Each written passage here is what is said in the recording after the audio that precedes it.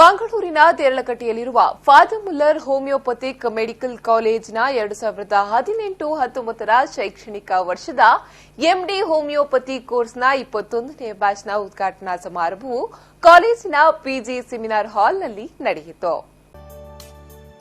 ಕಾರ್ಯಕ್ರಮವನ್ನು ವೇದಿಕೆಯಲ್ಲಿದ್ದ ಗಣ್ಯರು ದೀಪ ಬೆಳಗಿಸುವ ಮೂಲಕ ಉದ್ಘಾಟಿಸಿದ್ರು.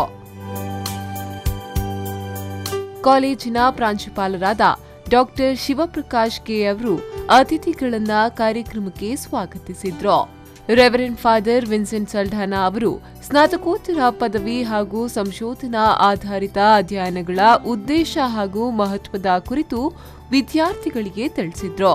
ಹಾಗೂ ವೈದ್ಯಕೀಯ ವಿದ್ಯಾರ್ಥಿಗಳು ವೃತ್ತಿಯ ಕಡೆಗೆ ಬದ್ಧರಾಗಬೇಕು, ಜನತೆಗೆ ಮಾನವೀಯತೆಯನ್ನ ತೋರಿಸಬೇಕು ಎಂದರು. ಕಾರ್ಯಕ್ರಮದ ಅಧ್ಯಕ್ಷತೆಯನ್ನ ಫಾದರ್ ಮುಲ್ಲರ್ ಚಾರಿಟೇಬಲ್ ಇನ್ಸ್ಟಿಟ್ಯೂಷನ್ನ ನಿರ್ದೇಶಕರಾದ ರೆವರೆಂಡ್ ಫಾದರ್ ರಿಚರ್ಡ್ ಅಲೋಷಿಯಸ್ ಕುವೆಲ್ಲೋರ್ ಅವರು ವಹಿಸಿದ್ರು. ಈ ಸಂದರ್ಭ ಮಾತನಾಡಿದ ಅವರು, ಕಾಲೇಜಿನಲ್ಲಿ ಲಭ್ಯವಿರುವ ಸೌಲಭ್ಯಗಳನ್ನು ಉಪಯೋಗಿಸಿ ತಮ್ಮ ಕಲಿಕೆಯನ್ನು ವೃದ್ಧಿಸಬೇಕು ಎಂದರು.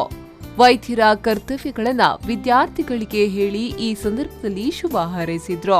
ಕಾರ್ಯಕ್ರಮದಲ್ಲಿ ಸಹಾಯಕ ಆಡಳಿತಗಾರರಾದ reverend father Sylvester Lobo, reverend father Peter Noronha, doctor ESJ Prabhu Kiran, doctor Soumya A ಹಾಗೂ ಕಾಲೇಜಿನ ಸಿಬ್ಬಂದಿ ವರ್ಗ ಮತ್ತಿತರರು ಉಪಸ್ಥಿತರಿದ್ದರು. ಬ್ಯೂರೋ ರಿಪೋರ್ಟ್ ವಿ4 ನ್ಯೂಸ್ 24/7 ಮಂಗಳೂರು.